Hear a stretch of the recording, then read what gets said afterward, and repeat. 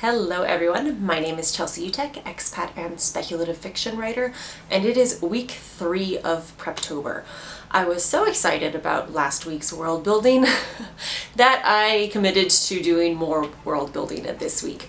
Well, I've written my outline and I realize I still have more to say, so I'm trying to control myself, save those for later videos.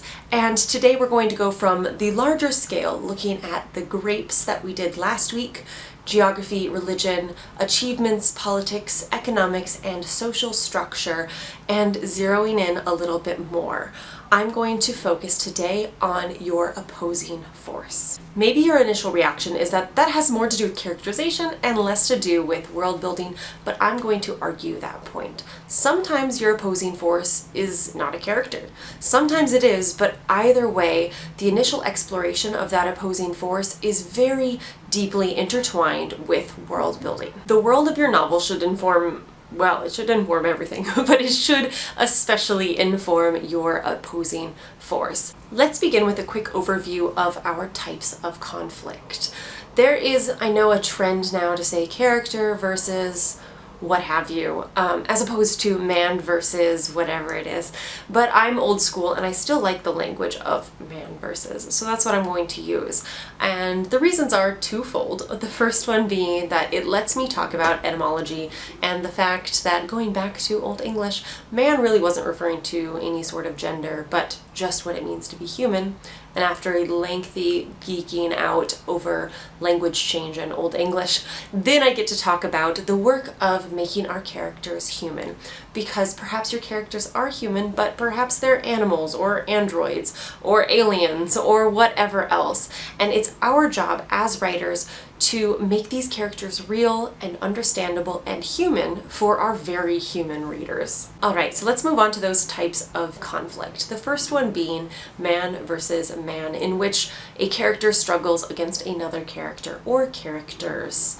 This is the classic good guy versus bad guy, protagonist versus antagonist, good versus evil sort of story. The next one is man versus nature, in which the character struggles against some force of nature, be it harsh climates, natural disaster, wildlife, some combination of these things. Man versus society, in which the character struggles against government, societal pressure, corruption on a systemic level, or something else along those lines. Man versus technology, in which the character struggles against technology or the implications of technological advances.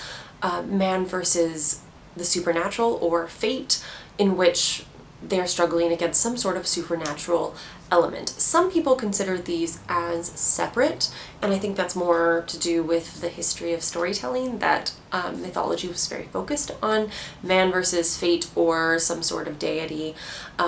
However, I think that these two are so intertwined and the overlap is so great that there's really no point in taking them apart, because sometimes a deity is put into the supernatural category and sometimes into the fate category. So I've put them together to focus on when a character is struggling against ghosts or deities or demons or whatever it is, and those two are going together. And finally, we have man versus self, in which the character struggles with some sort of internal conflict. If you're writing a good story, there should be some sort of internal conflict. Usually, it's not going to be the main conflict. Now, I'm not going to tell you it shouldn't be or it can't be. It usually isn't, though. Usually there's something else going on and you weave in elements of man versus self. I will say, however, your story should not be without man versus self somewhere in it, be it your primary or your secondary conflict. We want some sort of internal development or struggle. We want debate, and we want a refusal or an inability to take this call to adventure that your character is being faced with. So why do I see this as world building? Well, your world doesn't have to just allow for this opposing force to exist. It really has to facilitate it. My current work in progress is a climate dystopian. Climate change has caused the sea levels to rise, to redistribute the resources as well as the power. So if I want my character to be smuggling water, I have to create a world in which water is a hot commodity, as well as a world in which there is government motivation to control the sale of it. No matter how close or far from our real world, world building is going to come into play. If your character is up against man versus nature, there's some sort of forces of nature that they have to fight against, well, where are they?